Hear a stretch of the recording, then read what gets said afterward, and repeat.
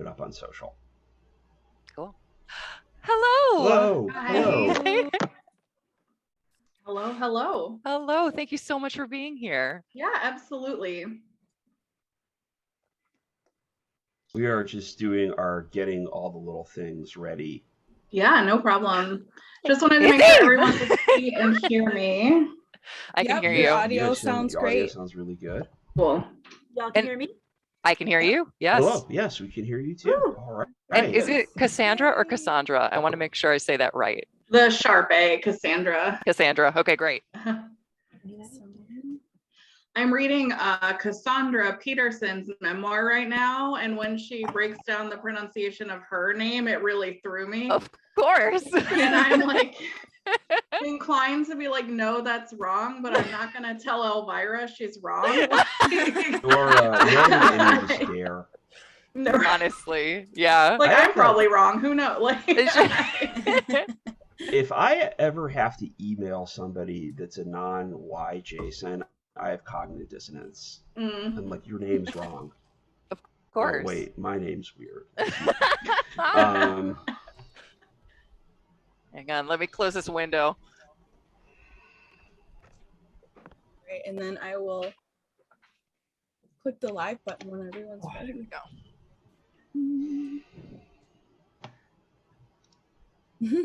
Everything is fine until the metro shows up, and then it's like, oh, I can't hear anything. That's going to be really bad. And that's going to come up on the audio, which will also be really bad. All right, is everyone ready? yeah. Yeah, Let's do it. so excited. Number is 7. Oh, okay, great. Another synchronicical number. That's it. I'm into it. Day 3. All right. Looks like Is that a we are cauldron mug? live. It is. I'm very excited. Yes. So we're Love it. streaming live on YouTube right now, so I almost don't want to admit this was one of the Target end cap specials, but it definitely was. Good for you. That is perfect. Listen, you can find magic anywhere if you're looking hard enough, right? True. Excited. Yes. Okay, welcome to Pan Paracon Day 3, our final day. Got some awesome stuff today. Yeah, happy Sunday. Yeah, happy Sunday. This has been a full weekend of awesome people and just like kind, compassionate people in the paranormal and occult communities who just like come together to talk about the weird stuff that they love, which to me is very important. Yes. Yeah. We got a couple people watching. We're live on the site. Amazing. And I will start promoting that as much as possible. Well, we have a couple minutes before it officially starts.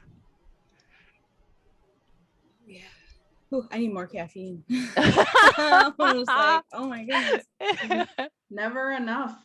As I was saying earlier, like I've got my caffeine, I've got my Lexapro, I am ready. I've masked all my anxiety. It's great. And it's still morning though too. I mean, for me, yes, but what is time? As we've talked about this entire conference. Right. One of our recurring themes for the weekend. Yeah, exactly. Time? What is time? What is life? Have fun. That's all that matters.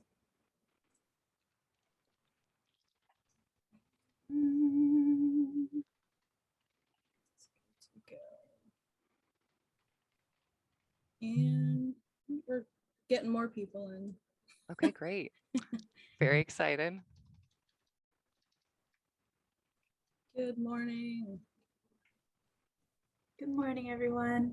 Morning.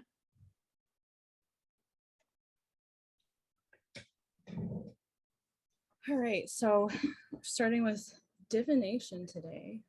I'm excited. I'm excited.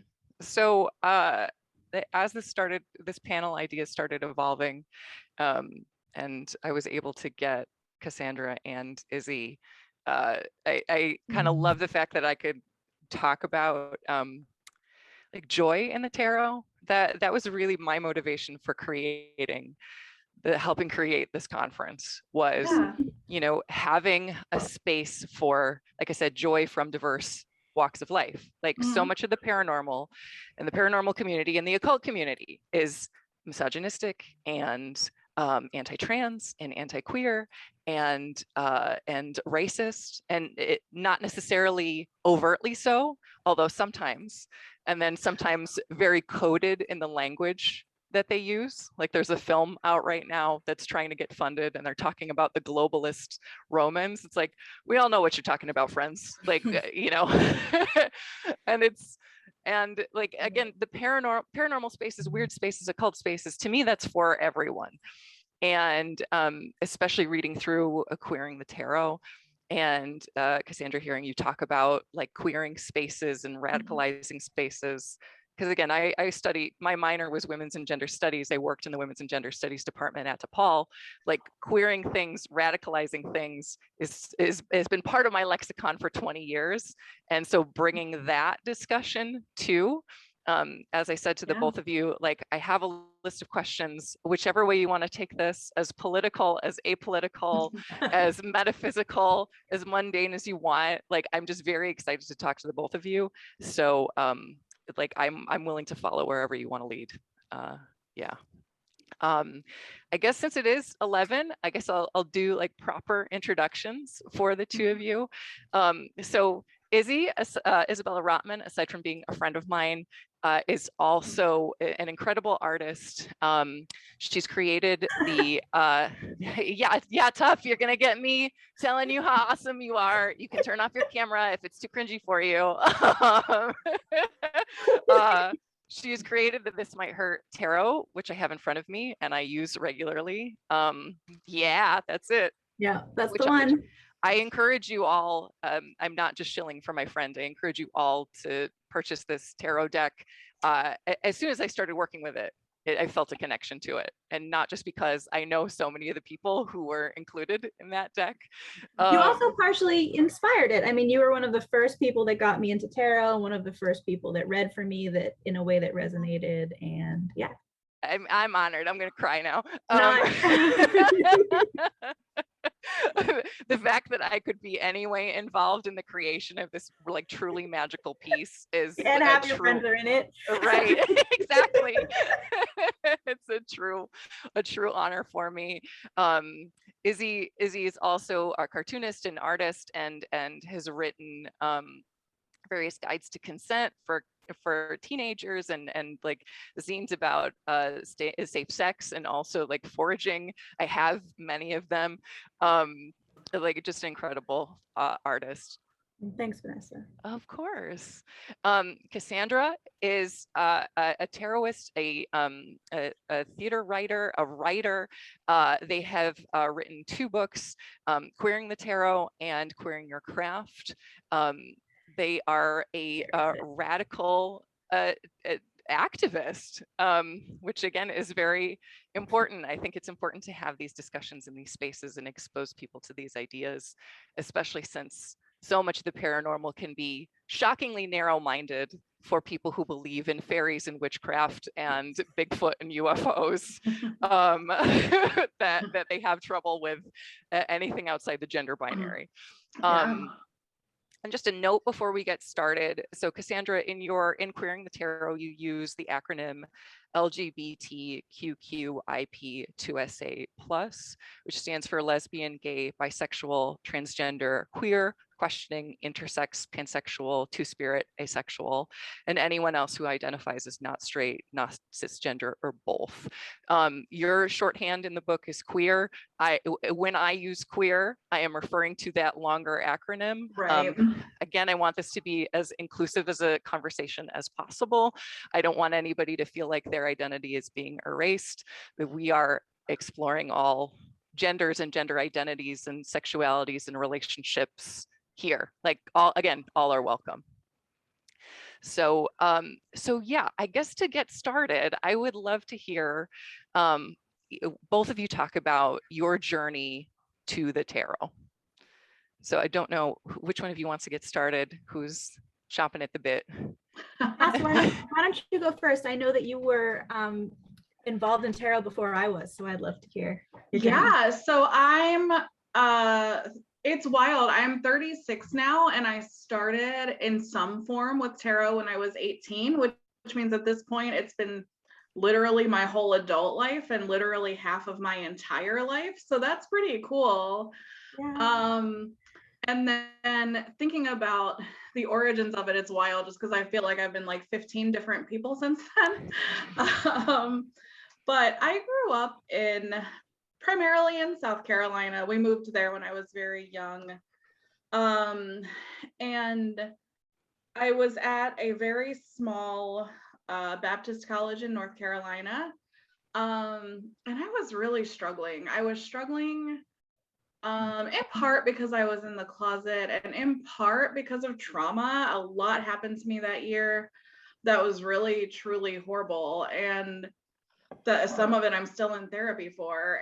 And the places I was being told to look for answers, and, you know, down in the Bible Belt, were just not providing them, and they weren't helpful. And I felt like in some ways I was being ostracized because of things that had happened to me.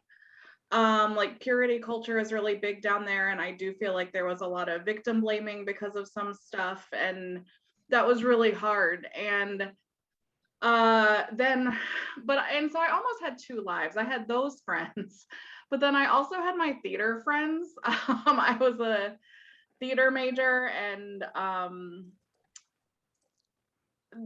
they were much more into, I would say, experimenting more so than like hardcore, like witchcraft or paranormal or anything.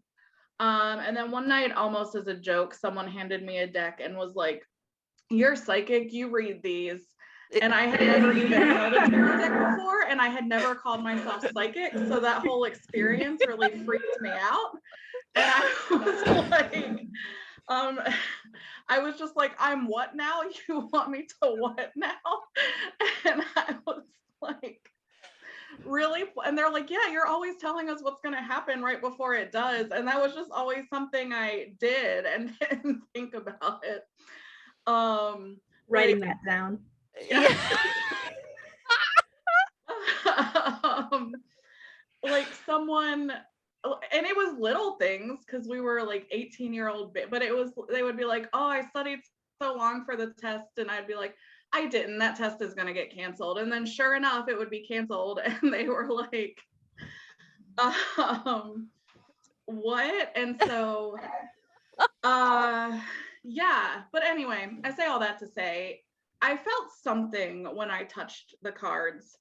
And then it kind of freaked me out, but my roommate at the time had a tarot deck. And so I kind of would like, I don't know, I would never do this now. I don't think you should use people's stuff without their consent, for the record. But at 18, when she wasn't there, I would like pull out her deck and play with it and look at the book. And then as soon as she came back, I was like, nothing happened. But I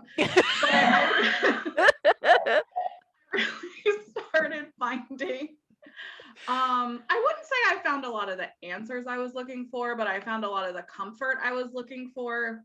And I found a lot of the hard truths I was looking for.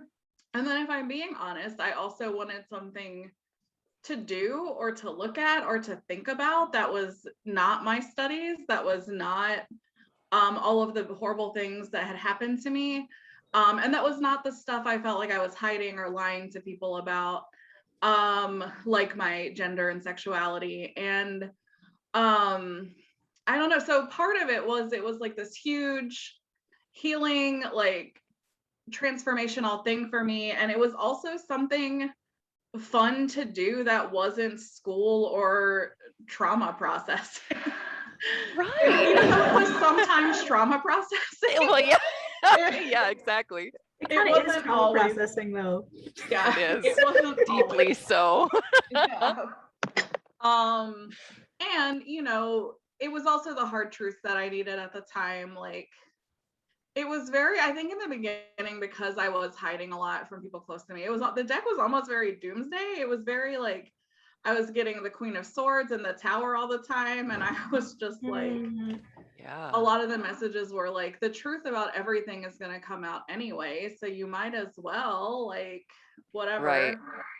Which was what I needed. And so that was a really long answer to say that I still didn't really fully devote myself until I graduated, and that was more of a spiritual calling. By then I had completely transitioned into witchcraft and paganism and polytheism, and it was just like a really strong urge. And then at that point too, I was so overwhelmed and exhausted through college that a lot of that innate psychic ability kind of went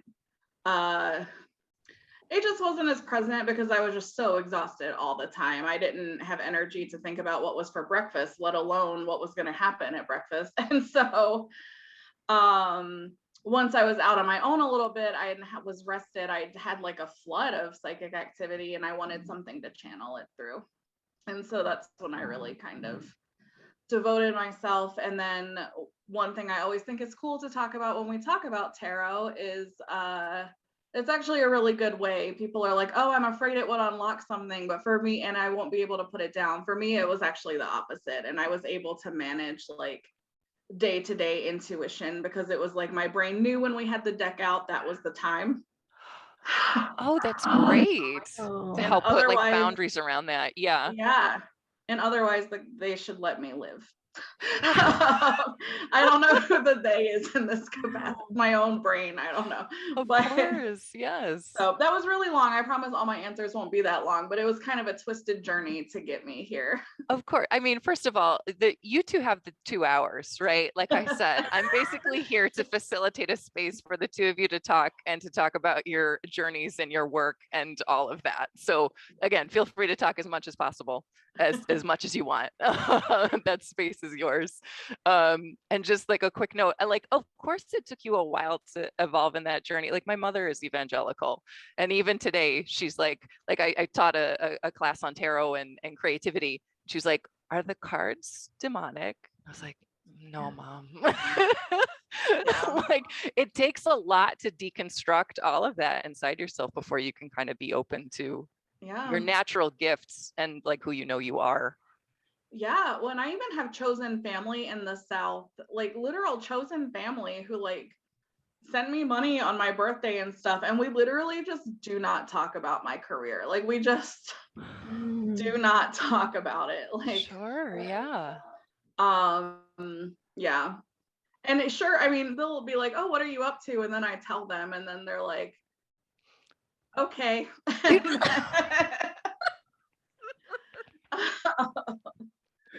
Yeah, that's rough. Yeah.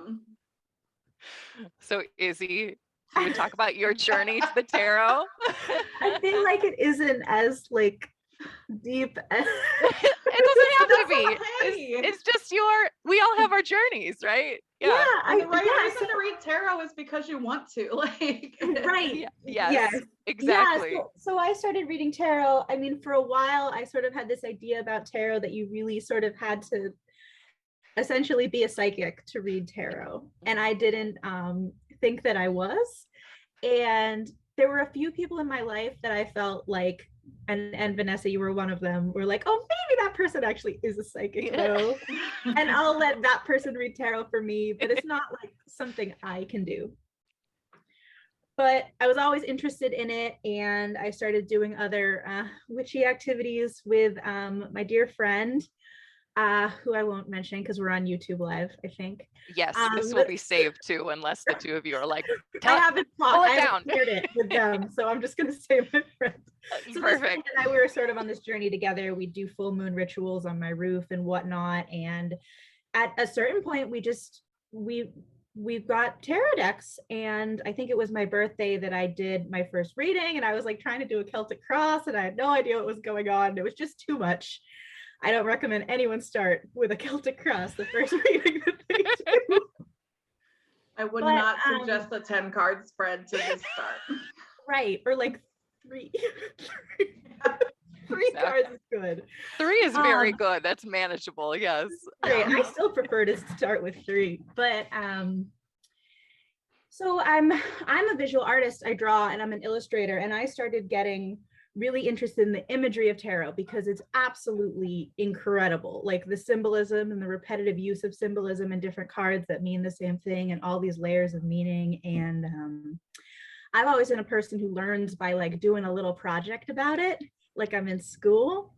So I wanted to learn the cards, and just like reading the books wasn't really working for me. So I started drawing them, which escalated really, really fast into making a full 78 card deck that I was taking very, very seriously, and ended up like putting on Kickstarter, and it took me through years. And I made a deck, but I really made the deck and learned how to use the deck at the same time.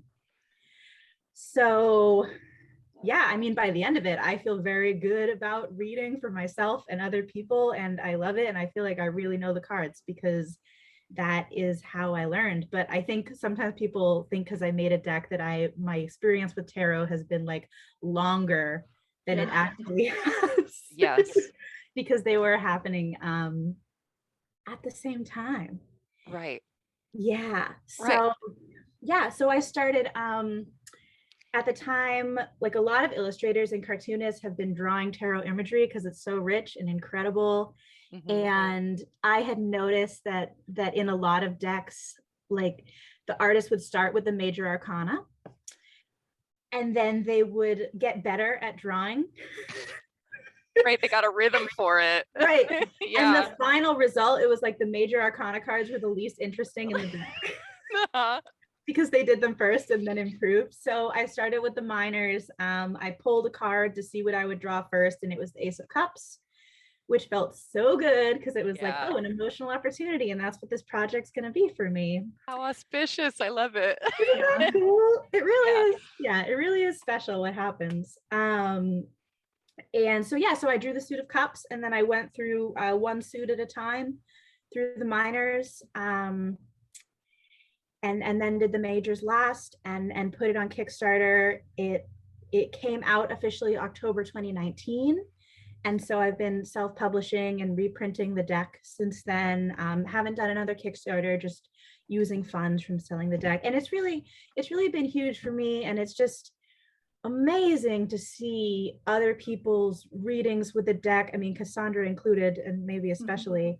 It's awesome, like to see what people are doing with it online and whatnot, and which cards they connect to. And yeah, it's been very, very exciting. And what I really wanted to do with this deck, which now I think there's a few decks that do this, but when I first started working on it, I felt that there weren't really, was I wanted to create a deck that reflected my world. I'm a queer person living in America, and I wasn't seeing a lot of decks that were showing the vast array of people that are in my personal life. And now I do. Now there's Modern Witch Tarot and a few others that really like also do that in a really, really wonderful way. But at the time, that was really my goal. And I think the main way that I went about trying to do that was including a lot of real people in the deck. So I would say like all of the court cards and a few other minors are all real people. And I do think that's kind of what makes the deck work. Like a lot of times people will be like, oh, like I love that you included like this type of person. And I'm like, well, that's just my, that's just my friend. Like, right. I didn't choose her because she fills any sort of like demographical niche. Like she's a real person. Yeah. Right. And I exactly. hope that so I hope that when people connect to the deck because they see themselves in it, it's because it actually is real. It's not like my idea of what real would look like if I was making it up. Yes. Yeah. Well, I think that speaks to, so I have a couple thoughts about this because I think that speaks to like the authenticity of working with your deck because, as I mentioned at the top, like the idea of like love and joy Like that's why I was so happy to talk to the both of you, because that resonates through both of your work, right? This idea of like tarot is healing, tarot is a joyful thing, tarot is change. Even Cassandra, like when you write about the death card, right? And I have it like highlighted, right? Like the ecstatic joy of the new change, the new beginning. And like Izzy, it's so funny what you're talking about, like this idea of people expect, like I feel like too, in like the witch community, occult community, they're talking about like lineages and like long practices, and like for some people that's a true thing, but like you did basically an intense magical study when you were working on the tarot, so it makes complete sense to me that you feel and are fluent in the tarot now, because you did all this research, you were like steeped in it. And like, not only that, because you're prolific, but like you were working a lot on that very intensely. So that's really, I don't know, it's beautiful. So I like, again, Cassandra, you've talked about in Queering the Tarot, like opening up interpretations of cards for queer people, are there any cards that specifically, and this is for both of you, that like mean something very specific and that means something outside of traditional interpretations? Yeah, I think so. When I'm talking about reading for other people, I think I almost have two different answers that are just like totally different. But when I'm reading for other people, I think I'm most well known for by my clients and stuff for my take on the devil, which is not necessarily a bad card, and one about how actually that deep sensuality, that deep connection or desire for indulgence, the idea of desire itself, like these are not negative things. And I feel growing up in the Bible Belt, especially, that it was being raised in that setting that like had me convinced that it was bad for a long time. And it was another card I kept getting in those early days that actually took a really long time to get through to me, for me to really reach that understanding of it and find it. And that's not to say that, you know, as queer people or marginalized people at all, that we're not like in the clear. Like we're still going to struggle with some of the stuff that is shadow side of the devil, but I feel like that card can be a celebration of the like shadow side of life, or whatever you want to call it. Which is so wild to me that in a lot of books that card is still negatively aspected, because why are we all here in the occult, in the, like, if that's what we think, like what are we doing here? And then I would say I would say the flip side of that is there is a very modern sort of new age love and light desire to rewrite the death card as one that is not hard or scary, that is about rebirth. And like there are so many cards in the tarot deck that mean rebirth, right, that I'm like, why do we have to do this? And so the answer is because people are afraid of that hard stop, that hard ending, that this is final. And so I think the other thing my clients really like is if the death card is sitting there and things are not looking great, I'm like, yeah, that is the end. And I don't try to reframe that for them, because we need to hold space. I know one of the things you and I had talked about in the emails was tarot is an option for healing, but we cannot heal if we're not holding space for all of our emotions, especially the really difficult ones. And I think that's one thing that I, and probably you, love about Isabella's deck as well is, I mean, it's literally called the This Might Hurt Tarot. Like, you know, yes, you're going to get some hard, firm messages. And so, but that's so often what we need. And I would say for me personally, I just love the Cups card so much. I'm a double Pisces with a Cancer rising, and so you're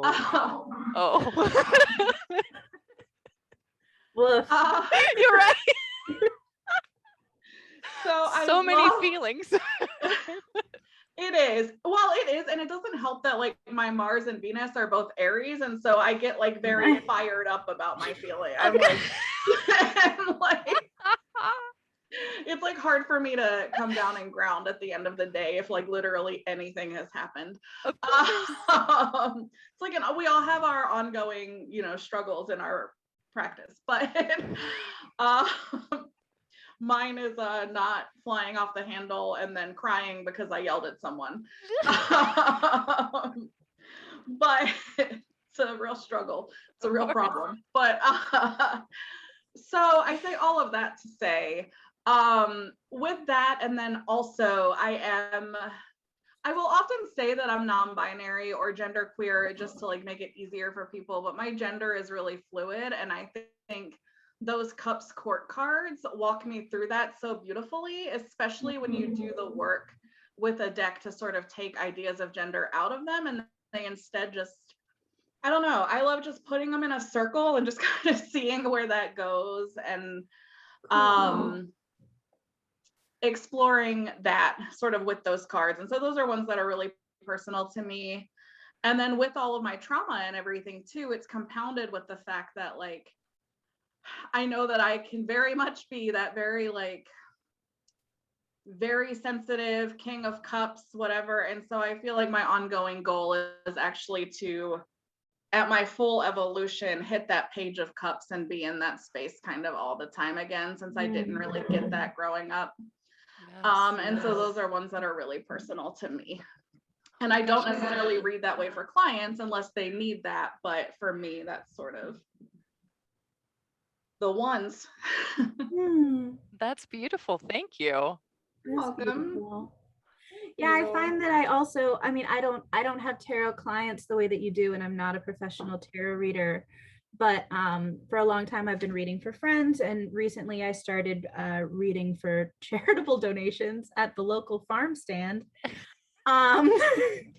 which has been very fun. They like put like fairy lights in a forsythia bush for me, and we like sit in the bush together.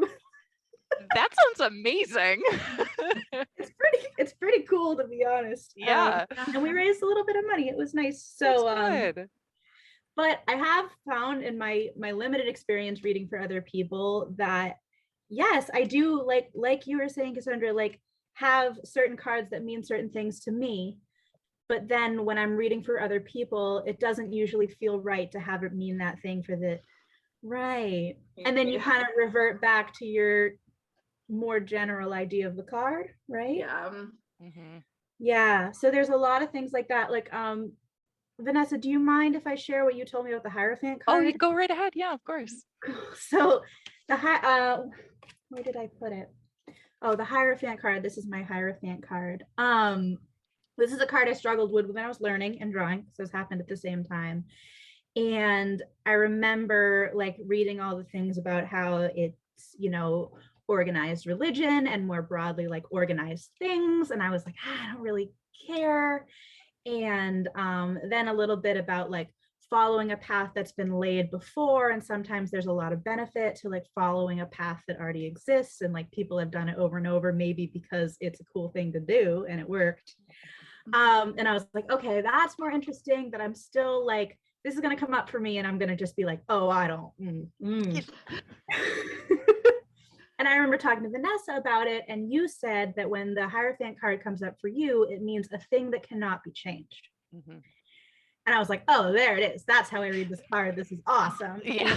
And, I asked you if I could put it in my guidebook, and I actually ended up not putting it in my guidebook because I read it that way in a tarot group that I go to, and they were like, I don't know, Izzy, like, what if someone is like, you know, this card comes up and they're like, maybe they're part of a religion that makes them feel like repressed, and then you say it can't be changed, that could be harmful.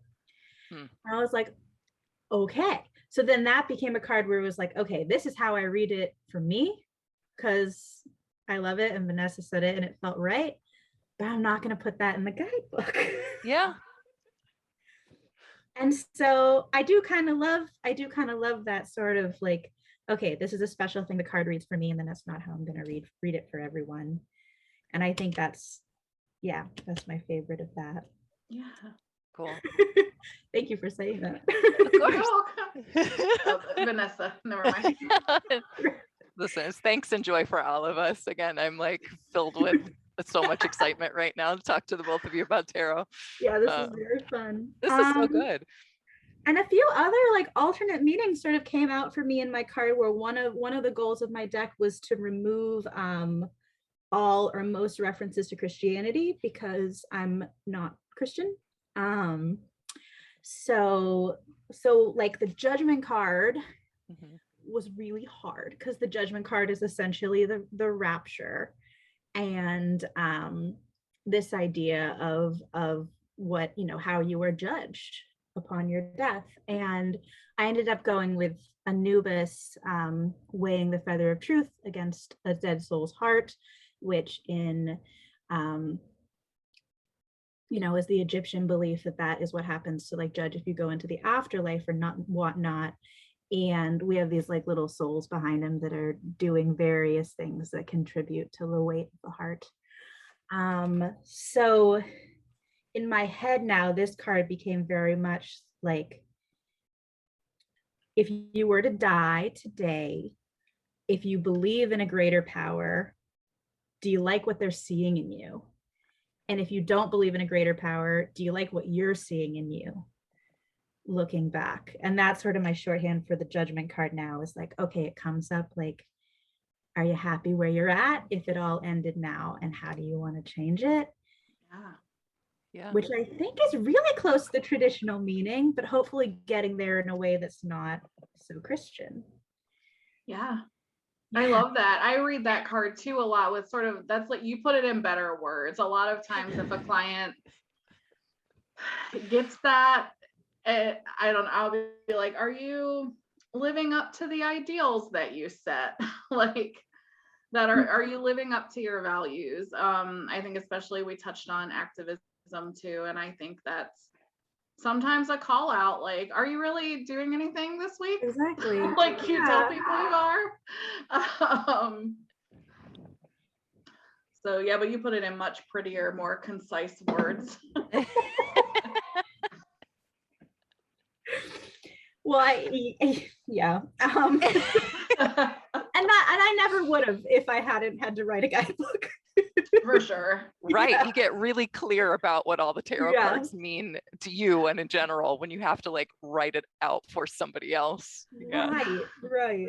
And I got to do that kind of twice, because I would write it all out for my colorist, Addison Duke, because he wasn't familiar with tarot. And then I would write the guidebook, which was kind of just editing what I'd written for Addison. Of course. Oh, that's so cool though. Yeah. Yeah, because I wanted him to know what every card meant, because he was gonna change and affect the meaning by the colors he chose. Right. And I just wanted to put out that the Emperor card for me, like for other people, I read it in all the many ways it could be read, like your dad, your father figure, putting order in your life. But for me, it is almost always the patriarchy. Same. Yes.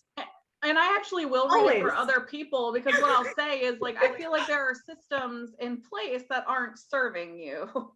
Yeah, that's good. That's good. Yes. Yeah.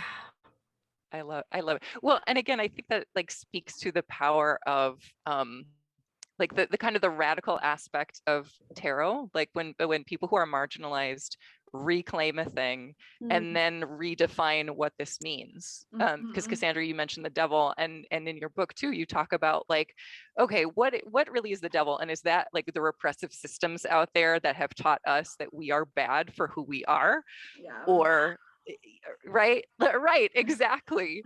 Because and especially too, like politically, I'm very pro joy, pro liberation. Like I think there is a radical alchemy in joy and love, because it's so anti the repressive capitalist patriarchal misogynistic, like racist system that we live in, that if you can claim joy and you claim a power and you are affirming an internal experience that so many external systems want you to believe is bad and wrong.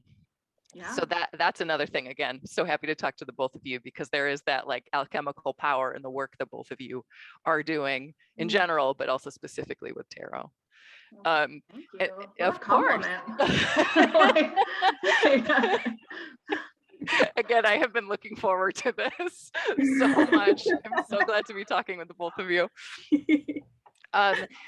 So we've talked about a little bit like tarot being kind of sassy with us sometimes, you know, like I also have that experience. I get the same cards over and over again because whatever is either out there or in here is letting me know like, hey, you're not paying attention. This is very clear. We're going to get sassier with you the Stop longer rephrasing the question. Yes, exactly. My favorite too is when the tarot just refuses to answer the question anymore. It's like, you're not focusing on the important thing, so I'm going to tell you what you should be focusing on. Yeah. So again, like talking about the tarot in terms of like healing, and again, because I'm making this political, in terms of like healing the trauma of being marginalized and dealing with multiple marginalizations. Like what does the tarot have in your life, like that aspect, that healing aspect? I think it really runs the gamut from like the day-to-day functioning of just like, how do I exist in this world today, to those sort of bigger questions more about living up to our ideals. My favorite way to use the tarot is to like actually come up with action steps or ideas or plans. And so I think for me, one of its most important functions in that capacity is like, okay, what is my place in the grander movements that are happening, especially the ones that like I'm very white and like, you know, how can I help end white supremacy without, you know, speaking over the people that should be speaking, etc. And I think tarot is really good at helping you find that. There's some really cool opportunities for support in Minneapolis. Like you can be someone who picks up ice at restaurants and takes it to homeless encampments. And I've literally gotten like cards with ice on them. And I'm like, oh, okay, it's time to rejoin Ice Block and stuff, which is what it's, and stuff like that. And so I think it's really good at stuff like that. That is both the day-to-day, but also like, okay, that's what my role is and that's what that means. And I can just keep an eye on what that looks like moving forward. Yeah, I think those are really it's like the day-to-day and the bigger, like, what is my place in this? And it's so radically different, right? When I'm asking the tarot about white supremacy, it's like, it shows me what a support role can really look like. And when I'm asking about queerness or disability or fat liberation, obviously it puts me much more kind of in control of where I go and what I do. And so, I don't know, I also just think for people who have some, but not all marginalizations, it can be both really empowering, but also really humbling when you are working with other communities that aren't yours. So that's some of my answer. I love it. Thank you. You're welcome. Well, everything Cassandra said, I absolutely agree with. It is fantastic for those kinds of questions and finding your place. In an extremely straightforward way, I've used it to raise money, which I think is something that I felt a high demand for. So I think other people could do as well if they wanted to. Amateur tarot readers, especially, I think you're more free to use something as a fundraising tool when it is not your income. So absolutely not putting pressure on anyone whose career is tarot to do anything like that. But something I noticed while I was doing that, especially in the pandemic, was that like people would cry a lot when I was giving them tarot readings. And when I say during the pandemic, I actually just mean all the time, because the pandemic's still going on. People would cry a lot, and it wasn't necessarily because I said anything hard. Like, it wasn't like we pull the tower and I tell them what I think it means and they cry. Like, they would just start with their question, and I'd pull like one card and crying, and it was a lot. And I think after a few of these readings, I was like, oh my God, I don't think most people have someone who listens to them.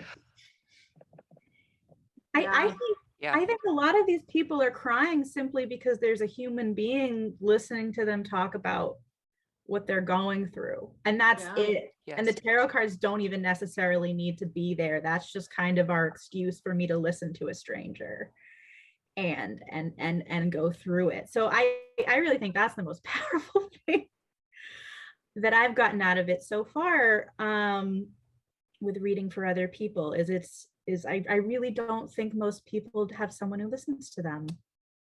Maybe most is a strong word. Like at least 30%. It's accurate. Yeah. A lot of people. I'm gonna say most also. Yeah. And just like telling someone who they know isn't gonna tell anyone else and who isn't like has no skin in the game that they're having this particular issue that they're asking the cards about was huge. And it didn't really matter what I did other than listen and pull cards after. Does that happen to y'all? Oh yeah. all the time. Yes, exactly. Yeah. It does. Yeah. People, oh, sorry, go ahead, Cassandra. No, I was just gonna say, I do think it's that, and then so often a lot of those readings will be like reminding them that they have a support system, and they'll just be like really seemingly upset about it. But I also know firsthand that is really difficult to deal with if you have not traditionally had that. Yeah, absolutely. When I start, so the way I read is that I typically just have somebody shuffle the cards and put their question and intention into the cards, and then I just do the reading. Like I don't want to hear the question until I've seen the cards, because I was raised to be a people pleaser. I know that's in me to like give people the answer that they want. So I just want to see the cards just fresh, right? And then as soon as I've seen the cards, people can tell me what their question is. Some people never do. But I love it when I just talk about maybe the first card, the second card, and then people are like, okay, let me tell you what my question was. This already lines up with what I asked. And then when I hear their feedback, I can connect with them more that way. But that is something that I love about tarot and doing tarot readings for people, is that therapeutic aspect. Because Izzy, I would agree with you. I think most people don't have a real support system. They don't have people who really listen to them, and they don't have people who really see them. So I'm a stranger. They might not even know my last name, but I'm reading these cards and talking to them about what these cards mean, and it's resonating so much and so deeply with them, and they feel seen and heard in a way that like is so meaningful to them, that so many people have ended up just telling me like deep aspects of their life story, or have said, I mean, I get this in general when people are like, I've never told anyone this before. Like, yeah, I've been getting that since I was 5, but it's fine. You're shockingly willing to tell me very personal. Very personal. Yes. I'm always like, are you sure? Right? Like, this will go into vault. I will keep it safe, but this is like, you are giving me a lot right now. Like, I'm not going to repeat this, but also, are you sure? Are you sure? Always. I'm always so mindful of people's boundaries. I'm like, is this okay? Are you still okay? Are we much more mindful than they are of their own. Yes. Well, again, because I think there is that there's that desire. Again, I like I said, politically, like we all get alienated from each other and our own feelings because of capitalism and because of other systems of oppression, right? And so when you have somebody who, especially in a tarot reading, you're just one-on-one with them, you're connecting with them, you're talking with them, you're really seeing them, you're not talking about like anything else, you're not bringing up your own stuff either, and they just are. Again, I think their hearts sing in a way that they aren't necessarily allowed to in other aspects of their life.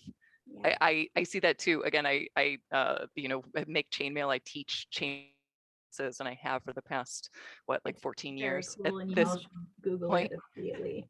Yeah. And it's like, people, when you engage with them in a certain way, they come alive. When there are certain ways that people are, again, alienated from themselves, and if you just give them that space, they come alive in ways that they haven't felt probably since they were kids, and they could just run around and play outside. And so I guess talking about that too, like as an I mean, Izzy, this was specifically for you, but this can be for the both of you. Like, how does your work as an educator, like, inform your work with the tarot? Well, my education is almost entirely through books and through like creating materials that people read to educate themselves or that other people use to educate. So I very rarely work one-on-one with students, like very rarely, if at all. But I do think that like making those kinds of materials have taught me a lot about representation and how people want to see themselves. And I think that a lot of marginalized groups, queer people especially, have become very, very good at making things that weren't made for them work for them, and like adapting them in their head. And you know, queer people are really, really good at that. And I think that I've seen that firsthand with the queer community, but I think a lot of communities are probably also really, really good at that in ways that I haven't witnessed firsthand.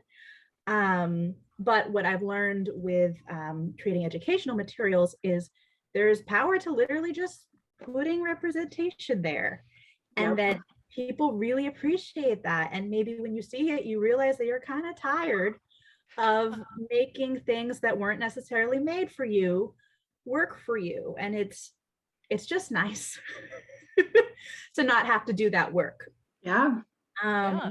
So I definitely learned my way of doing that through making my educational comics, and got to bring that into my tarot deck. Yeah, and then I guess another thing that I learned from my educational comics was humor, that people are much more likely to remember and be interested in learning something if they're also entertained, which is a strategy in education. So that sort of, that didn't really factor into my cards so much as in my guidebook. I have these little titles to all the cards, which came from the same friend that I learned tarot with. They and I would make these little like, oh, that's, you know, 3 of Cups, that's the party with friends card. And that all went into the guidebook. Amazing. Yes. And I think it's helpful. I hope that it's helpful. But yeah, that's another way education has taught me a little. Yeah, the 5 of Cups is the sad boy crying over spilt cups card. So you remember that, right? Well, again, the humor is that emotional resonance, right? Again, that's the power of tarot. That's the power of witchcraft too. It's like you're speaking to the subjective, you're speaking to the emotional reality. The more people, and you're helping people connect with that. So of course they're going to remember, like, oh, that was a joke that made me feel good. That those little neural pathways are set, right? Yeah. And just holding that's why they're a little bit longer. Yeah. I was just gonna say that's why there's so many personal stories in Queering the Tarot as well.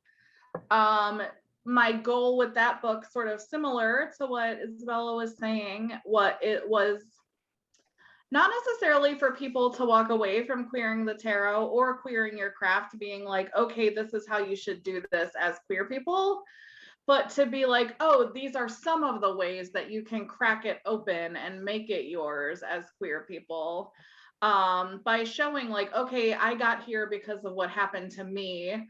Hopefully people will then think, okay, if this is what happened to me, that's how I get there. And so it's representation not only of our identities, but also just how personal experience plays a part as well. Yeah, awesome. you're giving them, you know, you're teaching them how to fish, not giving them fish. That is the second time that has been said about. So the first time that was said about the way I talk about tarot was actually after a tarot class at the Eye, which is my steadiest tarot gig here in Minneapolis. And they, I did my 101 class and some of the employees sat in, and then afterward they were like, that was so great. I love that you didn't just tell us what the cards meant. You like taught us to fish. And I was like, yes. Yay. Which is exactly what I want to do. Oh, that's lovely. That's so great. Well, and then both of you have already kind of touched on this, but again, for people who are watching who don't necessarily have like a background in like queering as a verb, would both of you be able to speak to like what that means specifically for you in terms of how you help other people engage with the tarot? Yeah, I had to answer this a lot when I was doing original press for the book. Of course. No, it's totally, I don't mind at all. It's just like, wait, I have a canned answer, but I don't know if that's the one I want to do today. I definitely want to listen to you before I say anything. I will say, when I was first putting together Queering the Tarot as a blog series, I knew that I wanted to do a series about that I knew then I wanted to eventually be a book about reading tarot as queer people or for queer people.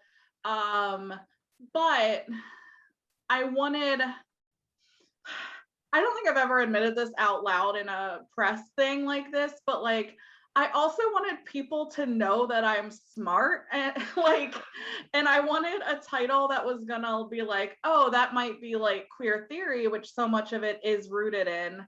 And so a lot of it was just playing like, well, what sounds like queer theory that like, I don't, so people know I know what I'm talking about. So that was a lot of it. And then as I was doing it, I was like, you know, Weiser told me this will be a question you'll probably get a lot, and they were right. And so the sort of more prepared answer is very true, which is that to me, it is about using your knowledge about marginalized identity and community, and then using that knowledge to sort of build your knowledge base. And then from there, sort of personalizing it, reclaiming it, deconstructing it. I think the language I use that I like the most is sort of like deconstructing the way things are supposed to be and then rebuilding them sort of in queer image. So something that will work better as a baseline for queer people. I love it. I love it. And I just will quickly interject. You succeeded in coming across as knowing what you're talking about and being very smart. Because I was Love reading to hear this. It just, like, all my neurons from college and gender studies classes was like, oh, they are speaking to me. That is so good to hear. It's like one of my bigger insecurities, especially because I'm also a total goofball, and that includes online and like and so for me, you know, you wanted this to be a celebration of what we know, but also joy. And I was like, yes, that is exactly, I feel like I'm always trying to walk that line. And because I'm so Piscean, I'm also like, if everyone's taking me seriously, I'm like, no one thinks I'm fun. And then if everyone's laughing a lot, I'm like, no one thinks I'm smart. So it's like personal insecurities. I'm always, so thank you for that. Isabella can talk now, please. I'm just like over here with like hearts in my eyes, just like listening to you talk, being like, wow, what a scholar. What do I think? Queer, I mean, obviously everything Cassandra said I was already thinking and just like had in my head ready. Of course. No, I mean, I don't know. I think that queer people have been queering things, as I said before, that weren't necessarily made to be queer with the strategies that Cassandra has in their book for a really, really long time. So when I made my deck, my idea was just like, make it queer from the very beginning. So obviously I'm looking at source material that isn't queer, and I had a few rules for the deck while I was going, and I usually do this for projects, and that sort of kept me in line. So one of the rules was modern day. Another rule was modern situations. So something that, you know, was happening in the medieval world that it's not happening now, so you have to adapt it. And another was my world. So I think I get a lot of credit that I don't deserve sometimes for this deck, saying like, oh, the diversity is great, every kind of person's in it. And it's that I don't actually think that that's true. Every kind of person isn't in my deck. People who are in my life are in my deck, and I don't know every kind of person.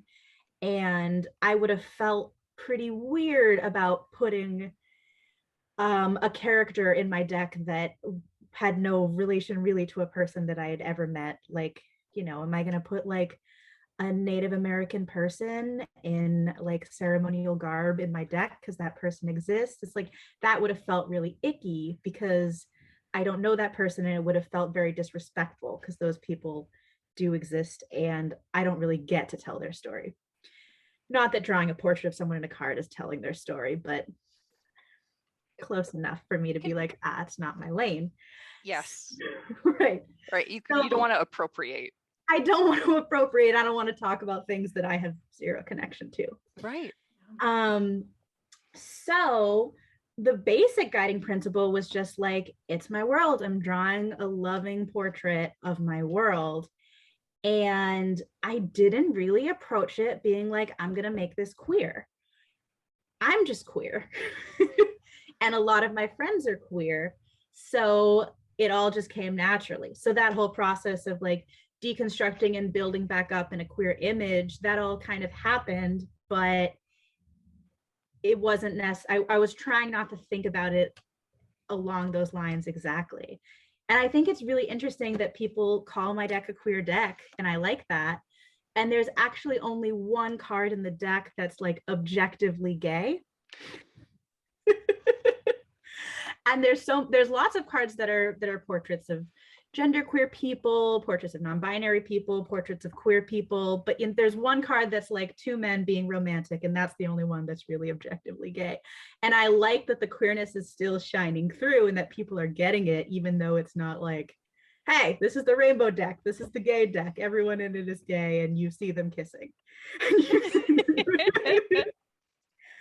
So yeah, I mean, I actually haven't read a huge amount of queer theory, but my idea of queering something is to deconstruct it and recreate it in a way that serves you and serves your community.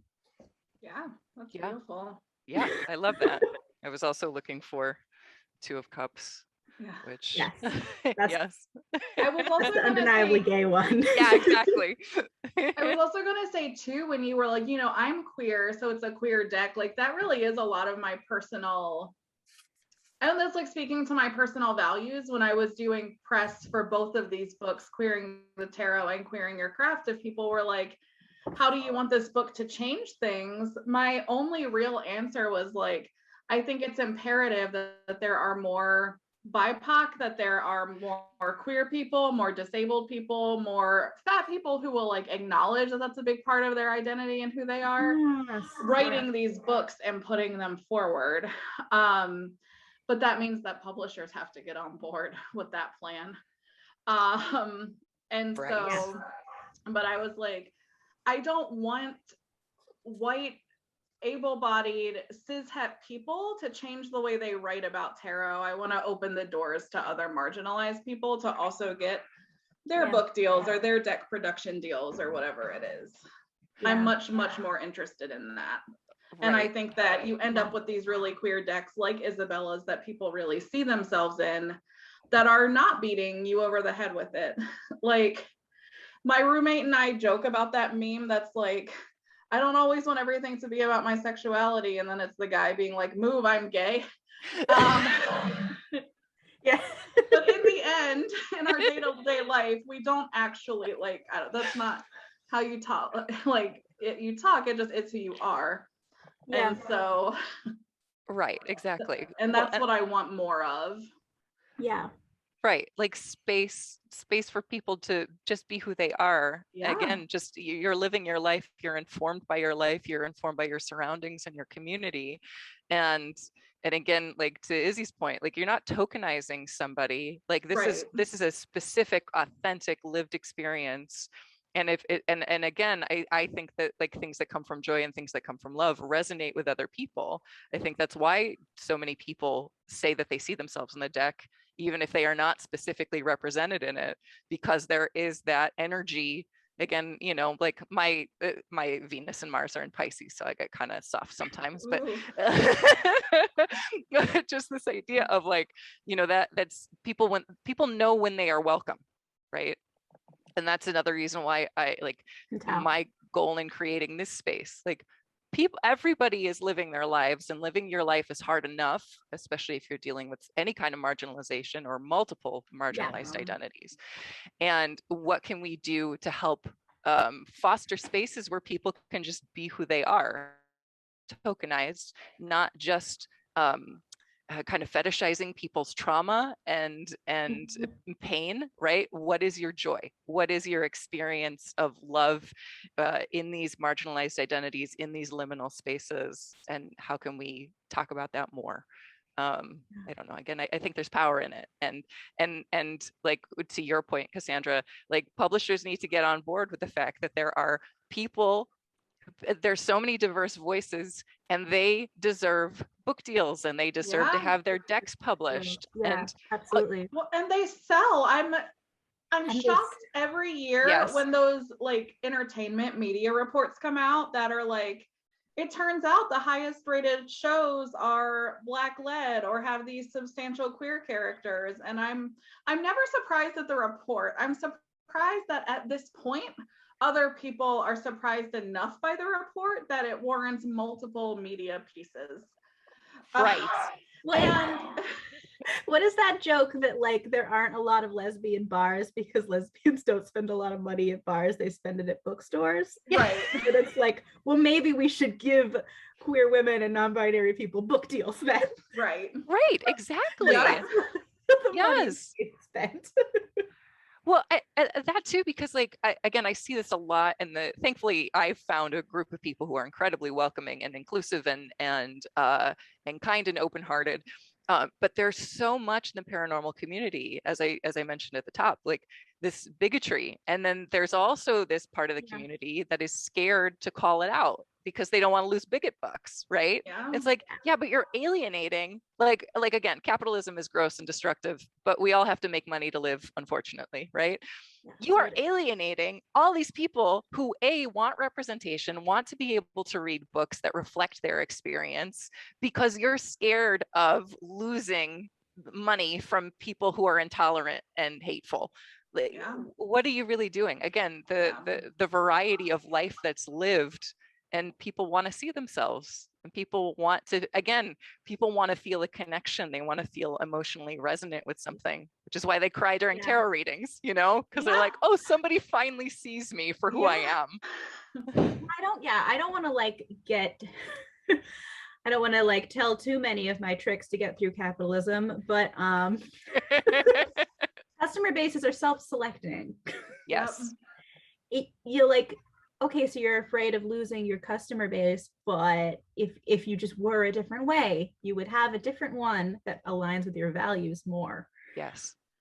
I also, as someone who makes, I won't say always comfortable, but an often comfortable living for myself, specifically reading tarot cards at a store, the fact that I regularly speak out about my beliefs, yes, it has helped my business.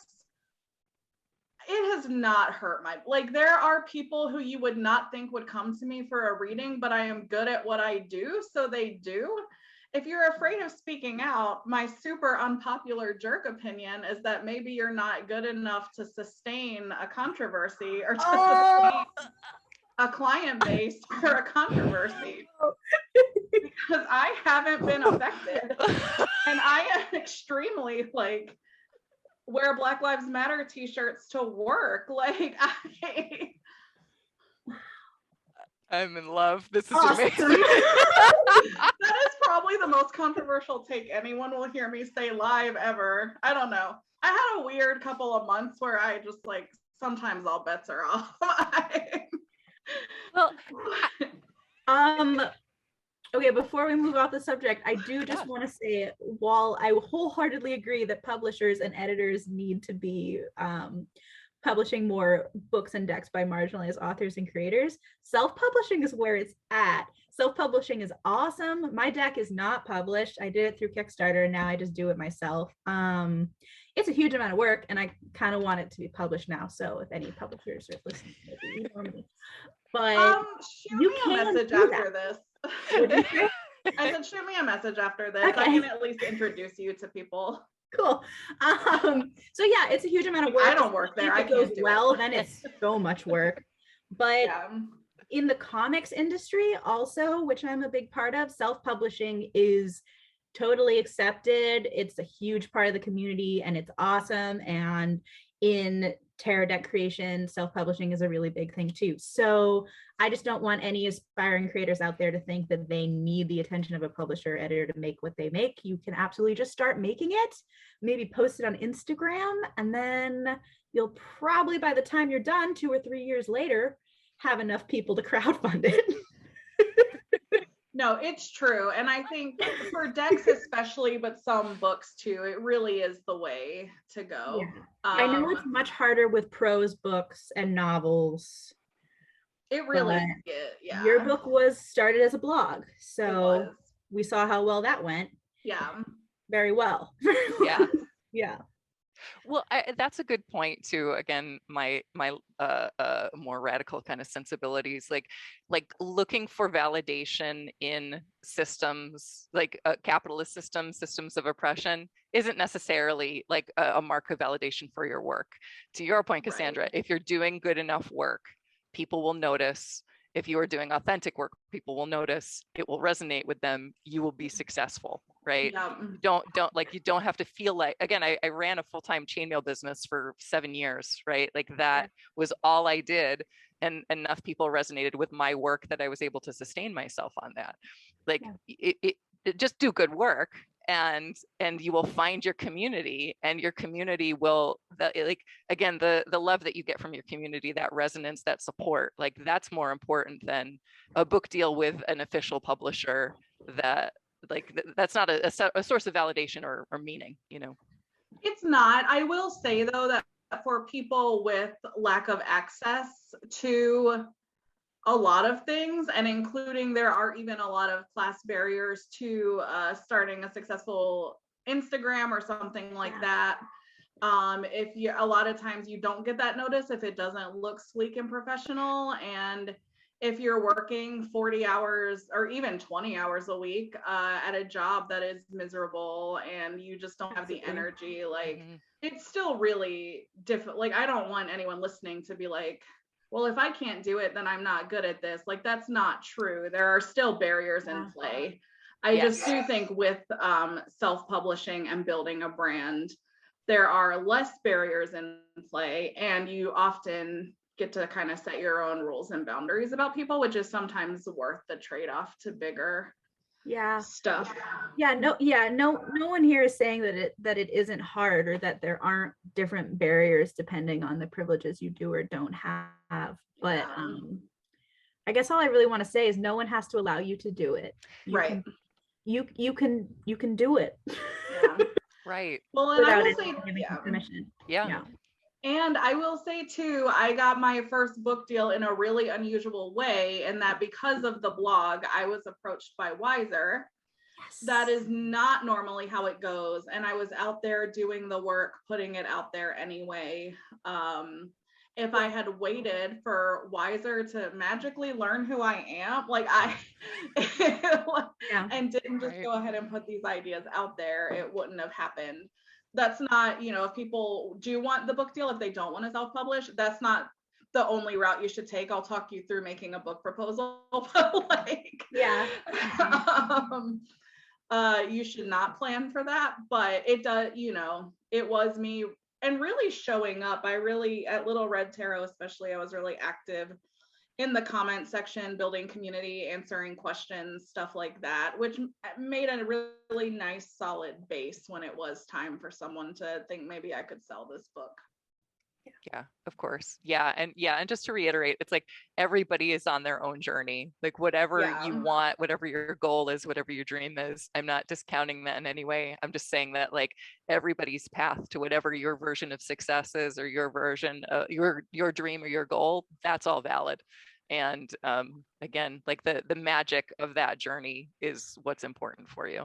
Well, and I think all of my favorite tarot decks, except for like 3, are self-published, and one of them started off self-published, and that was the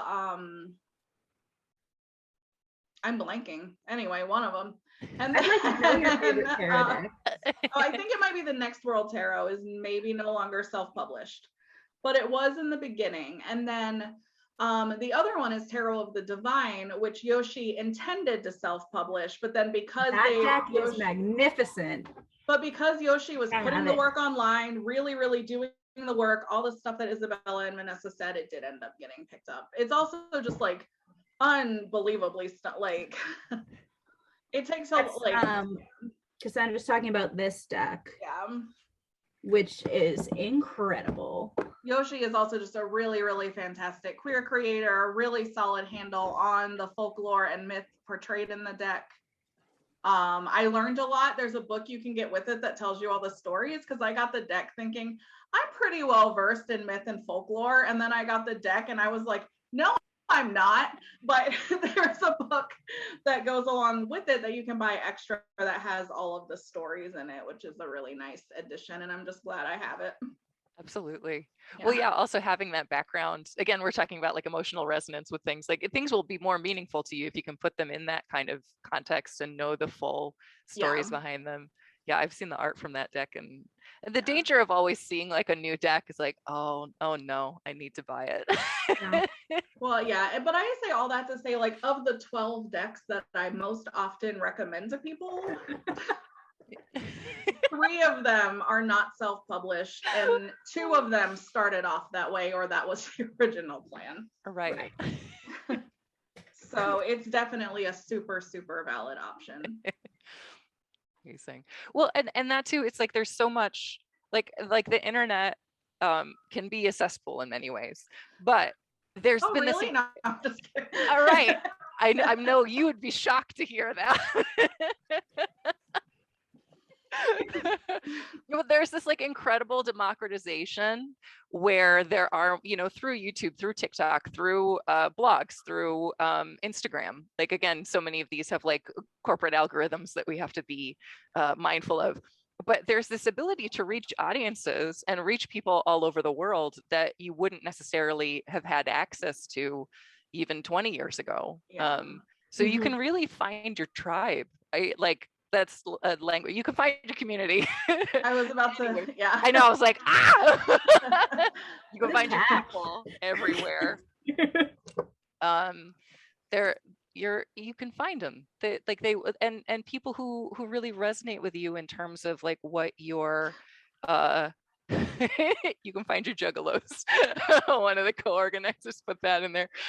Yeah, exactly. Like find your group. They will resonate. That you can all support each other, and you want to be connected.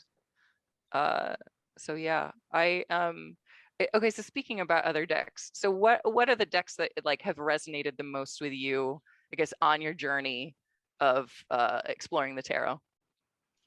I have a really hard time limiting it. Grab mine off my shelf we have 45 minutes, so you can talk as much as you want to talk. Everyone loves to just hear a list of decks they've never seen before. But we all have Google. Yeah, visual aids. So I will say, I don't even think you can buy it anymore, but recently released was the Fat Folks Tarot. Oh. It is that deck looks beautiful. It's really, really beautiful. It's a collective deck, so it's a bunch of different fat artists, a lot of BIPOC artists, a lot of disabled artists, a lot of queer artists, and a lot of intersections that, people who are many, or all of those things. And it is gorgeous. I actually, for a friend of mine, I did his Patreon roundtable. And because I am just a goofball, I ended up hijacking it to just show everyone the cards from that deck I was most attracted to. But it was also like deeply resonant emotionally. So there was that one. Of ones you can buy, obviously Isabella's The Next World Tarot is really, really meaningful to me. It really has so much like about really how community and mutual aid like is the way forward, and really calls on that for, it's sort of post-apocalyptic, but has an aesthetic that a lot of us are already really familiar with within that, and shows how close we are to that, and that we are really the way through. I think the deck that really was the first deck that was like, oh yeah, this hits, is also not available anymore. And that's the Slow Holler Tarot, which was a queer Southern collective deck. And having grown up in the Bible Belt and had to really wade through life in tarot on my own, I don't know. I was just like really overwhelmed the first time I really saw and connected with that deck. And I was like so grateful that other people like don't have to make the Rider-Waite-Smith work for them anymore. Like now there's this other huge thing. Absolutely. So I think those are probably the three, other than Tarot of the Divine. One of the other published ones that I love is not actually connected to this, but I love animal decks. And the Crow Tarot you can buy pretty much anywhere. And that one is really lovely as well. So yeah, I could talk about decks all day, so let's let Isabella say things. Perfect. So I started pulling them down off my bookshelf. Hooray, thank you for visual aids. So a lot of the decks that I was looking at while I was drawing like influenced my deck a lot, which is not something that I'm uncomfortable saying. I think art and artists influence each other, and that there should be a little less stigma around looking at other art. And one of the ones that influenced me the most was the Saucer Ibito Tarot by Stacia Burnington, which I love. The box looks like this. It's very, very beautiful, like watercolor designs. It has a very like Asian American vibe to it. And I absolutely love this deck. And I'd like to say nice things about Stacia too, because I actually emailed, I don't know her at all, but I emailed her to be like, hey, what printer do you use? And she actually told me. Great. So I love this deck, highly recommend. This is probably the first deck where I was like, okay, this is actually resonating with me. I generally tend to like decks that are pretty close to the meanings of Rider-Waite-Smith, and that don't have themes. If a deck has too strict of a theme, I get a little like tangled in it. Like, okay, like I know the meaning, but does it have to be about vampires? And this deck was like, I like the art. I like the depth it adds to the meanings I already know. Love that deck. Another I really liked was the Marigold Tarot. That one's so beautiful. It's so beautiful. So all of the people in the deck are skeletons, and the symbolism is also often like twigs and like the cups are all like skulls. And for a while, I thought it was just the most beautiful deck I'd ever seen, but I couldn't really read it because it was so death focused. But I managed to have a switch in my head where I was like, okay, it's death focused, but it's the death card, not death. And then I would use it for readings about transformational questions. And now I love working with it. Tarot of the Divine that we already talked about. And then there's a few decks that when I was working on my deck, the artists were like releasing images online, but the deck wasn't out yet. And I was looking at those and they were influential, but the decks came out after mine. So one of those is the Fyodor Pavlov Tarot, which is very queer, very sexual, and very, very beautiful. I think you can get it on his website now, but this is a bit what it looks like. Oh, cool. Yeah, it's just, did I pronounce Fyodor wrong? I think I pronounced that entirely wrong. It might be Pavlov Tarot, but I'm not. Yeah. So hard when you've only seen things written and not heard them spoken aloud. Yeah. This person can really draw. I'm a big fan of Modern Witch Tarot, which probably everyone's heard of. It's a liminal deck. I think it's compared to my deck a lot because it has a very similar idea of modernizing the Rider-Waite-Smith, but I love using it, and I love the different ways that myself and Liza Sturl like approach the same problem differently. I don't think there are any men in this deck, which is pretty cool.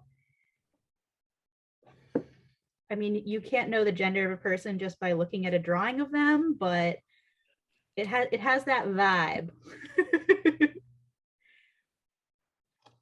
So this might be a nice one if you liked how we were talking about my deck, but don't like are more interested in this illustration style. And then this one's new. I hadn't seen, this one was, I think, like fully created after my deck. The White Newman Tarot. Have y'all seen this one? Ooh, I It's have really not. pretty, yeah. It's just so beautiful. It does deviate a lot from traditional meanings, but I don't mind because it's so great. I think Alba G, what's the name of this artist? Yeah, Alba BG, Alba RG. And this is another liminal deck. The card backs are gorgeous. Oh.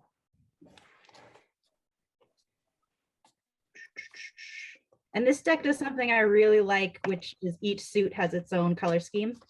Yeah, I love when decks do that. Absolutely.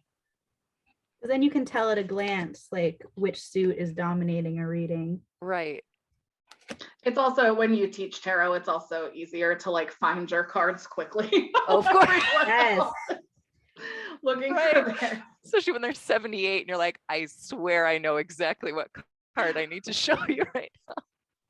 Yeah, so I love this deck. Like, lots of animal symbolism, lots of occult kind of stuff. Yeah. Those are my favorites. I love it. I love it. It's good. Again, dangerous because anytime I hear about new tarot decks, I have to add them to my collection. Yeah. I think like But- I think half the ones I shared you actually can't buy. So good news for you.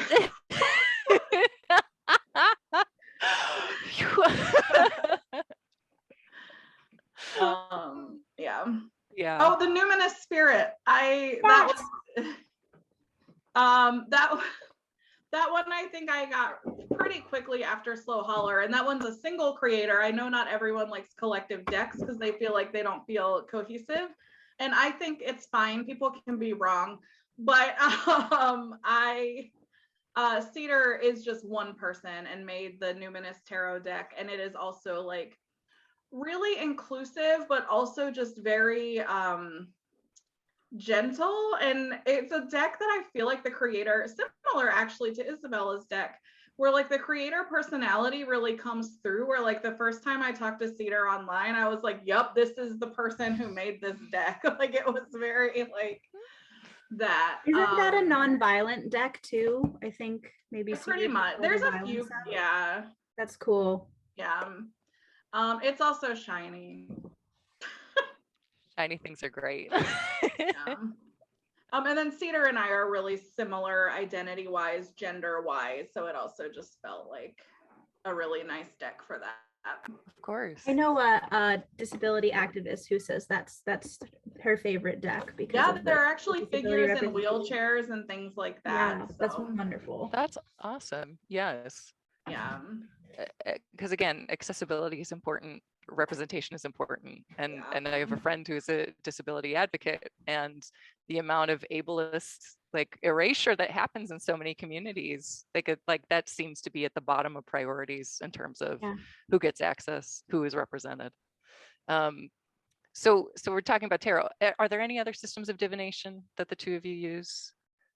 I'm working on a Lenormand deck. Yes. So I'm approaching it the same way I did my tarot deck, which is to learn how to read Lenormand while I'm making Of course. It's perfect. So Lenormand cards, it's another system of divination cards that has a historical context. So a fair amount of people have asked me if I'm making an oracle deck. And I've sort of hesitated at that idea because I didn't like the idea of essentially like making all of it up. I wanted to work with a pre-existing system. So I was interested in Lenormand. It's a pre-existing system. It's 36 cards, and it's read so differently than tarot. Like, you read them together. You read the cards as a sentence. They like describe each other, and they're all pretty simple, and there's not so many layers of meaning. Like, the layers of meaning come in how they combine. So this is a pretty traditional looking deck. Like, they have playing cards associated with them, pretty simple symbolism. So I've been doing, my little journal of like writing down my connotations with the cards and whatnot. And I've started drawing them, and it's been really fun. So I'm taking the same approach with this as my tarot deck, which is making it represent the world that I live in, and also queering it has been more challenging in Lenormand. I know, I'm so interested to hear like how you're doing with that. Oh yeah, I would be happy to tell you. I think I figured it out. So I know. So Isabella actually messaged me and was like, do you know any queer Lenormand writers or readers? And I was like, I mean, like one guy at work, but he's like, yeah. Like, before your book was out, your blog was a primary source for me in yeah. So I was kind of open. I know. But I also wrote that blog because there wasn't anything. Like, right. So yeah. Well, thank you. And you're welcome. I can figure it out on my own this time, I guess. Sorry. Begrudgingly. I like racked my brain. I was like, it's much less popular than tarot, Lenormand. But yeah, okay, so in the Lenormand deck, there's a man card and a woman card. And the way it works is one of these cards is going to be a signifier for the person you're reading for. I'm going to call them the querent just to make it easier. So if I was reading for Vanessa, who uses she, her pronouns, the woman card would be Vanessa. So if the woman card showed up in a reading, it's literally her. And if the man card showed up in a reading, it's someone, like a man in the story that the reading is about. Usually it's the querent significant other, but you know, if it's a reading about work, it could be a coworker, your boss, or whatever. So I think it's pretty cool that like you are in the readings always if your card comes up, but obviously having a man card and a woman card like isn't going to work because it leaves no room for non-binary people to have their cards read or be included in anyone else's reading. And since there's only one man card and one woman card, it makes it very hard to read for people in queer relationships. Just like in tarot, queer people have made this work for them. There are other cards in the Lenormand deck that's like, oh, the rider card usually means like the male partner of a male person, or oh yeah, get this, the snake card means the female partner of a female. What the hell? Men get like a sexy guy and a horse, and women get the snake. It's just rude. Yeah. Yeah. So that Lenormand reading I had that I didn't hate, I got one that was like, right. I got one that about what kind of partner I should be looking for. And I got, oh gosh, I forgot what it's called, but there's one about flowers. And then I think the reader was just really good because he then like described my actual ideal partner through that card. And I was like, oh, well, that's cool. But again, that was another queer person. So yeah, and queer people have been making this work for them, just like we make everything work for us. And just like I wanted to do last time, I want to make something where you don't have to do that work. Mm-hmm. So this is how I want to do it. You can tell me what you think. So the cards that were the man and the woman, I'm labeling the person. Yay. And I'm adding more. There's going to be 10 total. Cool. So 10 people. They're all portraits of people I know. So real people. And you can either leave them all in the deck and just have more person cards, or you can choose the one that resonates the most with you and then just throw in another that will just like stand for the other person in the reading. So I think that'll work. That's really cool. I think that's great. Yeah. I love it. Yeah.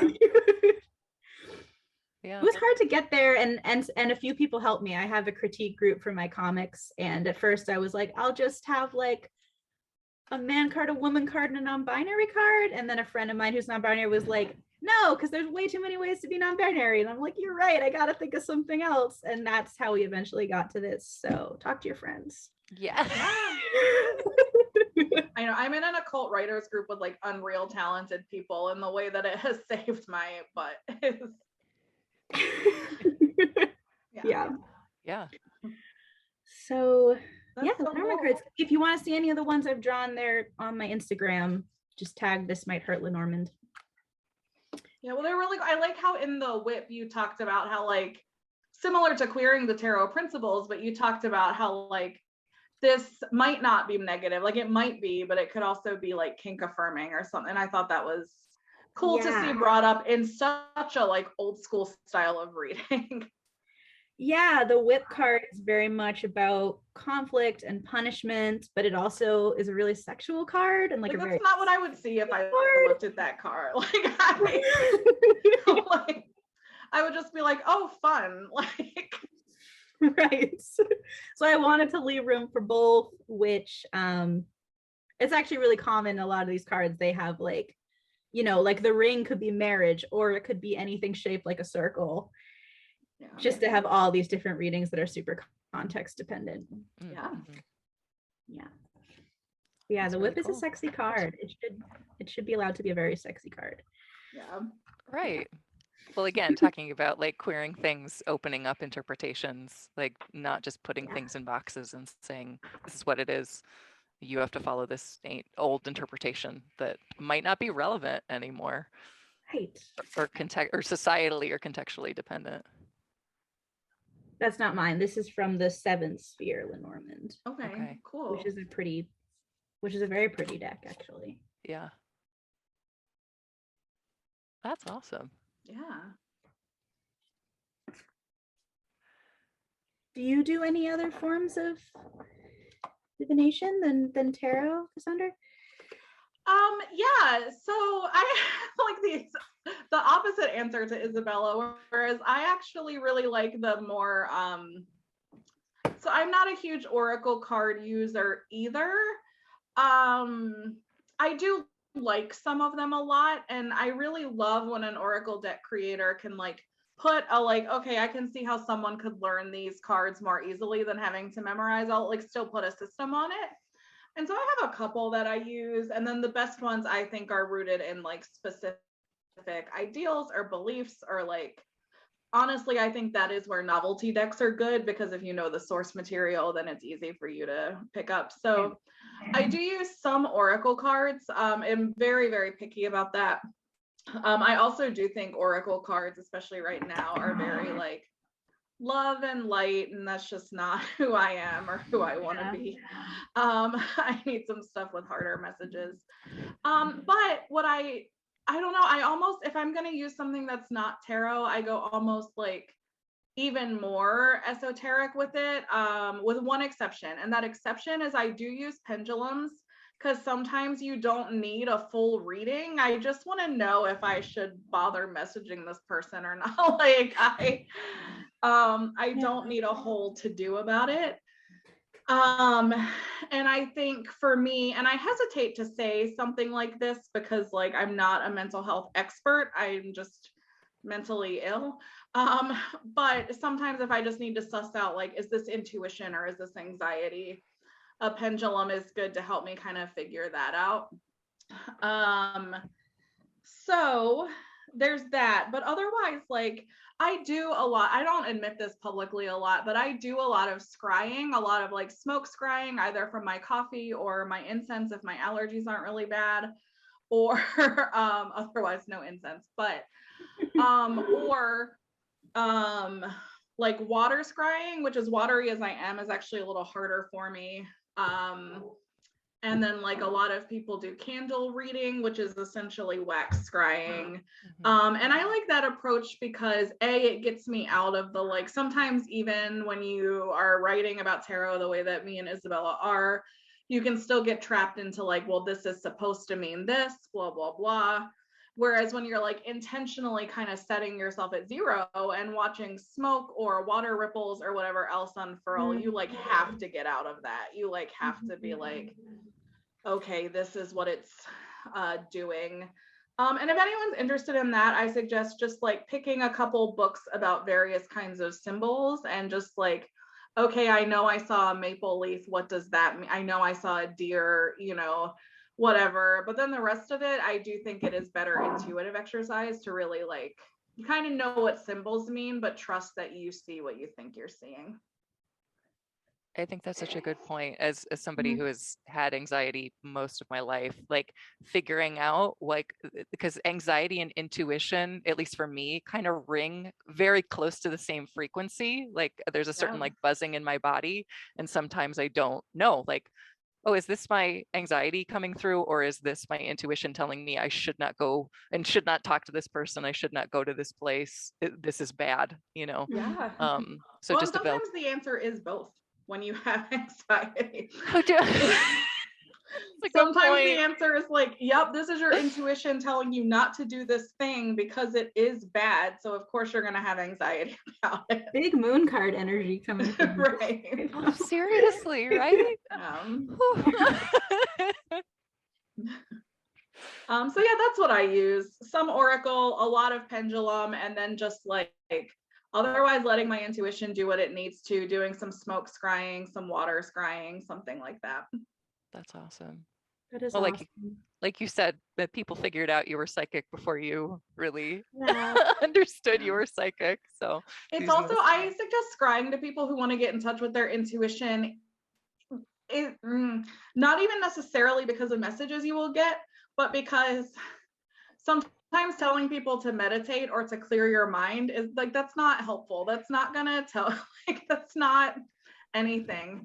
And so I think if instead I'm telling you to focus on your breath and watch smoke unfurl or watch steam unfurling from your coffee or tea, you're either going to see messages or you're going to end up in a meditative state where you're more open to stuff, and maybe both. Right. Perfect. So you're talking about like developing a practice for intuition for anyone who is interested in the tarot, wants to develop a relationship with the tarot. What is a practice that you recommend for people in order to foster that relationship with the card? That's for either of you. I'll just do sorry, mine is quick. I can just tell people what I do, but I will say there are a myriad of practices. One of my favorite tarot books, in spite of some gendered stuff, is Mary K. Greer's 21 Ways to Read a Tarot Card. Yeah. And it's because it's also a very teach a man to fish book. And it's really just 21 different exercises to do with your tarot cards. And I think getting that book and picking like 2 of those things that you like and incorporating them into regular practice is a really good way, or any book that does that for you that has a lot of different methods.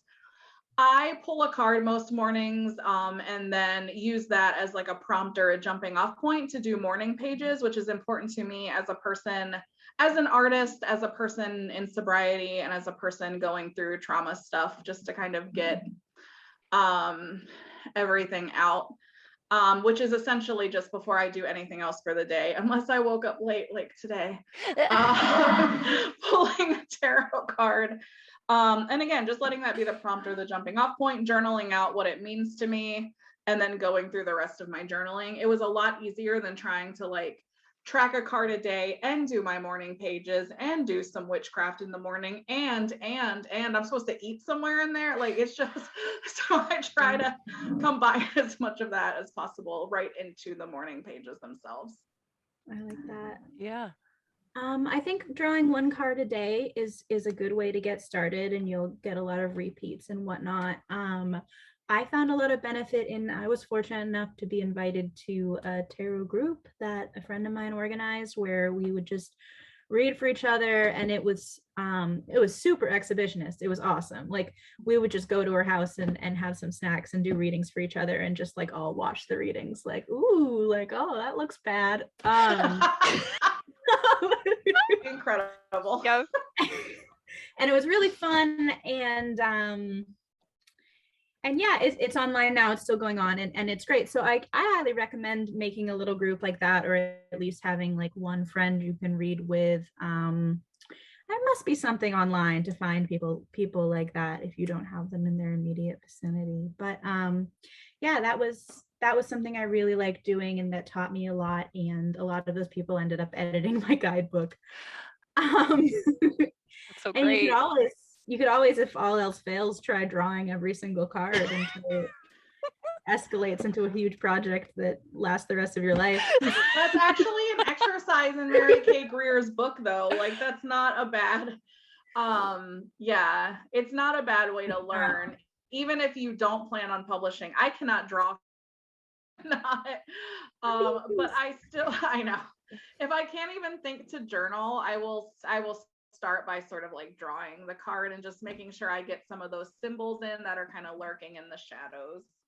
I mean, drawing, I don't believe in like being good at drawing or not being good at drawing. You would disagree if you saw my drawings.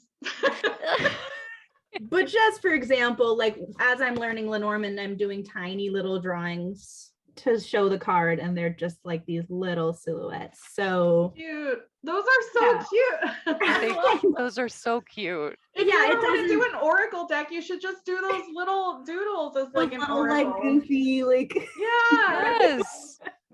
So highly recommend just little doodles. Yeah. Come on. That is so cute. About it. I mean, Not I that hate you need mice, but another. your doodle is cute. Exactly. I was about to say, not that you need to sell another sticker set, but maybe sell another sticker set Oh, with yeah. Fun. Yeah, I love sticker sets. those. All right, so we've got 20 minutes left. I'm going to ask Mira and Jason. We have chat live at YouTube right now. I have not been paying attention to it because I've only been talking to you two. But I know they have been in chat. Are there any questions that the audience has? If you two feel comfortable answering questions Sure. Okay, perfect. We don't have them yet, but folks, now is the time to get them in chat so we can pass them along. Exactly.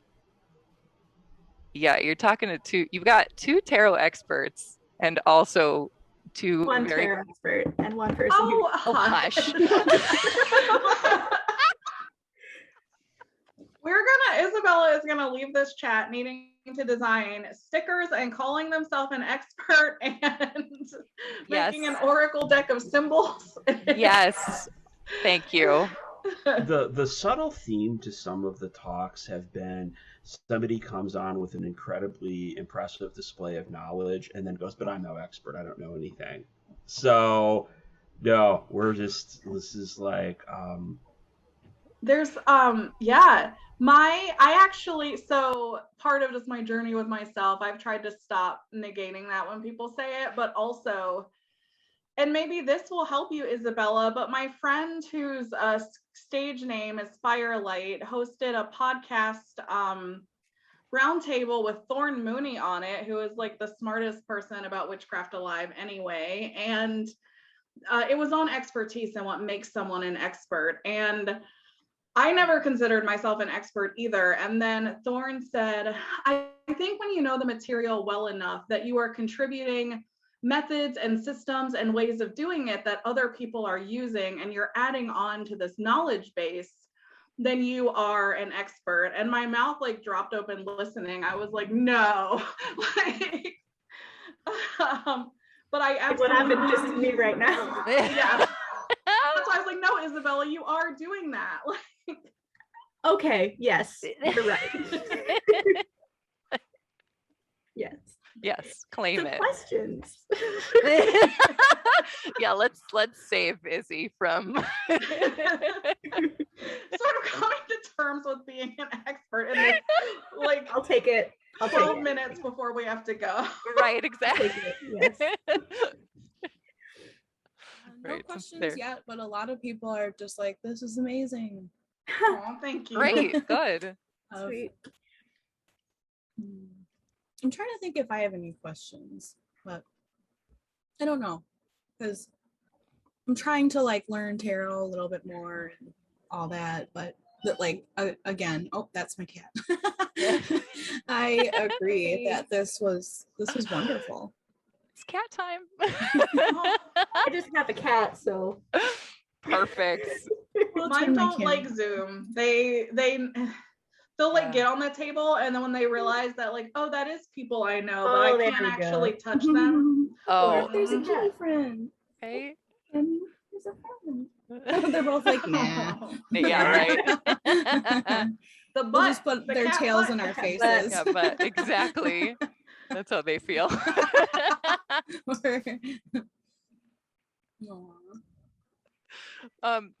I guess as we're waiting for questions to come in, if any questions come in, I would love for the two of you to plug all of your stuff. Where can people find you, the work that you're doing, book readings with you, buy your deck, Izzy, like just give all that. We have links on our website on panparacon.com, but if people just want to connect with you directly, how can they do that? The best way for me is probably through Instagram, which is Tarot Cassandra. That's the best way to connect. You can also go to the website, cassandra-snow.com. And then I do have 2 tarot events happening in October that if you are wanting to learn more about tarot, there's one on the 12th that is a guided tarot study, which basically means I talk you through some principles, keep the chat lively, but it's largely a container for you to practice your cards. And I do charge a little bit of money for that, but if it's prohibitive for anyone, specifically message me and say that you came to this and we'll talk about it. And then the other one, unfortunately, I can't offer that for because I actually have to prepare a lot more, but it's still just a 1-hour talk that is tarot for total newbie beginners. I think I just called it Getting Started with the Tarot. And it's an hour-long talk on how to pick out a deck, how to connect with that deck, and then giving you some tarot framework that I use so that you have something to jump off of and you're not just trying to whatever. And then I have a Patreon. That is how I'm able to live, that I post a lot of tip sheets and stuff like that for tarot and also witchcraft, and I'll cast like spells that you can modify for yourself. Just like I'm a bigger fan of teach you to fish tarot teaching, I'm also a bigger fan of spell formulas, because like I don't know what you want in your house and I don't want you to have to go buy a bunch of stuff. So I have some like spell formulas and stuff like that that I share, as well as tarot tips and open AMAs, things like that. That's patreon.com/Cassandra Snow. And next to last thing I'll say, patrons get into those 2 events free whenever they happen. So you could give $3 or $5 or $7 a month instead of the $12 and $18 that I think I'm asking for. And then the other thing I will say is you probably do want to follow me on Instagram and or Patreon, because me and someone who is like a sibling to me, a heart sibling, are writing a book together about tarot for self-care and specifically creative purpose that is going to be coming out in late 2022 through Wiser. That's all I can really say right now, but that will be like the first 2 places you'll hear of it. And then on the Patreon, you'll get sneak peeks and stuff once we have a manuscript that I'm comfortable giving you sneak peeks of. So, awesome. Which it's going to be November 15th, because that's when Wiser wants it, come heck or high water. So you know how those deadlines are. Yeah. super great fun time. Especially with anxiety, right? Yeah. Amazing. Thank you. I'm welcome. Thank you. Book. That was a lot, but again, you have given us 2 hours of your time and your energy, and so of course I want to support the both of you as much as possible. We do have a tip jar on panparacon.com. People have been very generous to that. All of that money is going directly to the speakers, so you will be getting something at the end of this conference. Yeah, of course, yes. I value both of your time and expertise in what you have to say, so I'm happy to give some token. Thank you for inviting us. Of course, yes, this has been amazing. Izzy, if you want to plug your pluggables right now. Yeah, so my name's Isabella Rotman. I operate under This Might Hurt Studios. My tarot deck, the This Might Hurt Tarot, is actually sold out right now. Again. Yeah, so I have a new shipment that's totally done printing, and it's on its way from China where it's printed, and it's kind of caught in the supply chain mess. I kind of think it's probably on a boat outside of LA just waiting. But that should be back in stock sometime in October. In the meantime, there might be a few available from like stores that resell it, so it could be worth doing an extensive Google search. You might be able to find one if you can't wait until October. Yeah, and so my website is just thismighthurtstudios.com, and my Instagram is thismighthurt with underscores, so like this_might_hurt. And if you're interested in my Lenormand deck, I'm posting that on my Instagram and my Twitter as I'm drawing it. I don't have a release date or like any idea how it's going to be published yet. I might self-publish, I might kickstart, I might pitch it to a publisher. So I don't have any information on that yet. But yeah, if you just follow me on Instagram, I tend to post all of my projects and whatnot there. And yeah, this has been really fun. Oh, I'm a cartoonist also. I have a few published books that are sex education, and also some self-published zines. Those are all on my website. If you go to the store tab, all my stuff is there. So there's all of my books and a few stickers and whatnot. I have a sticker set of all the cards in the tarot deck so that you can keep track of your readings in your journal, which is cool. I never would have thought of that. Really Someone on cool. Instagram asked for it, and I just think it's very, very fun. It's very cool, yeah. Especially since they're mini. Yeah. Yeah, they're really That's small. I can awesome. show you. Tiny things are perfect. It ends up like looking like this in your journal. Love it. Oh my gosh, that is so cool. Isn't that cool? I love it. Yeah. Yeah, it's awesome. Amazing. Yeah, just Jumping in with a quick question, Yay. Cassandra. Red Crow Poetry wants to know if you are doing live readings at the Eye right now. I am actually there from 3 to 7 today. And every Sunday, short of my health, doing what my health does sometimes. Okay, and we have another question for the panel from Small Town Creepy.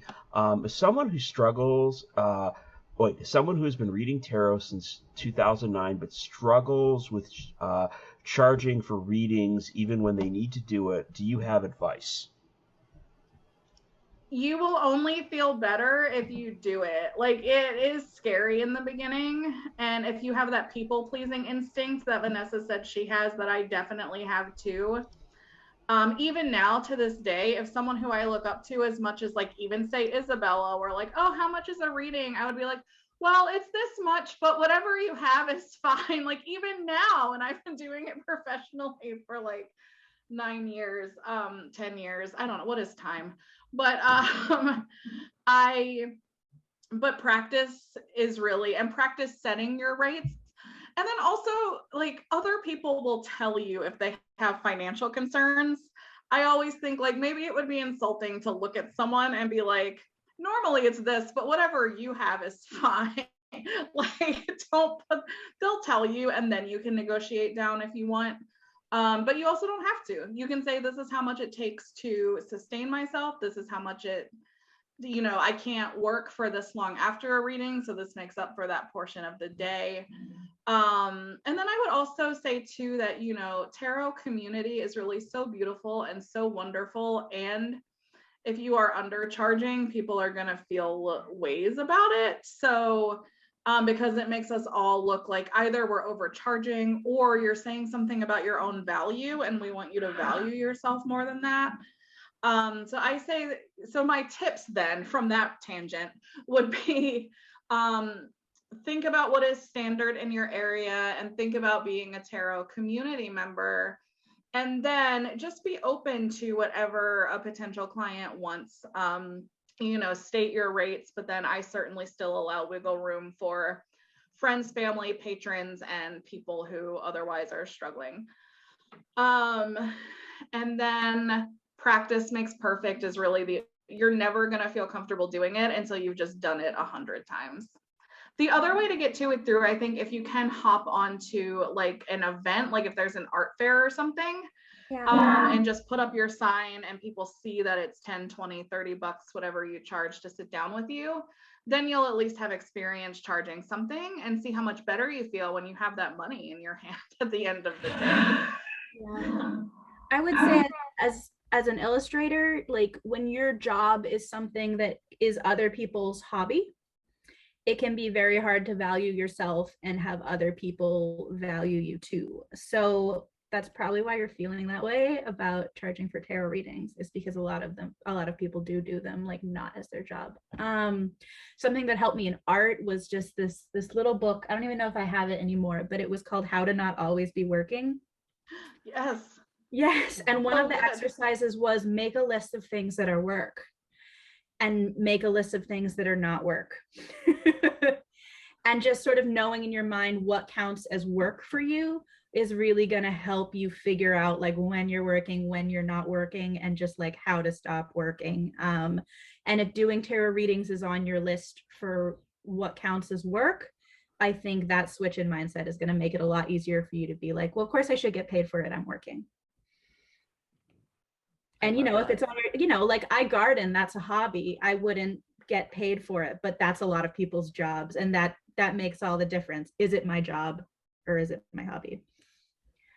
And I think to add to that, I will also say, think about what you would pay for a reading, because and remember that you are worth that. Like that is really so much of when I talk to would-be professional readers. And I even have like a good friend who works at the Eye with me that this week my cards gave him a come to whoever you believe in talk, where it was like, you are so good at supporting everyone else. Why will you not allow yourself the same? And I would say that about that financial aspect. If you would pay that for a reading, why wouldn't you charge it for a reading? You're worth it. Yeah. Yeah, I love that. Absolutely. All right. Are there any other questions? Don't see any. Okay. If either of you, we're 5 minutes till the next presentation. If either of you have any kind of parting thoughts that you have, if not, we can release you back to your day.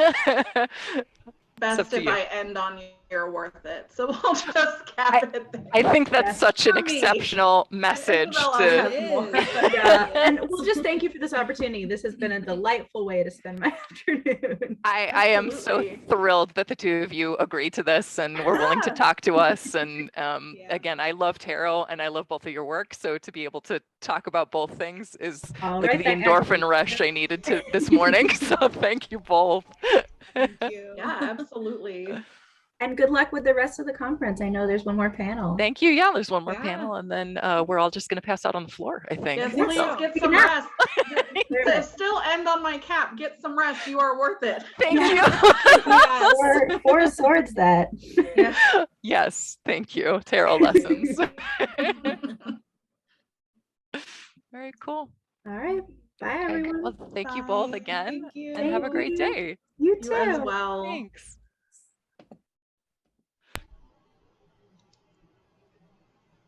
We need I'm going to be soliciting in the future like lower back exercises for con organizers, as the floor is really, or I'm going to work on just projecting this, like I could be on the floor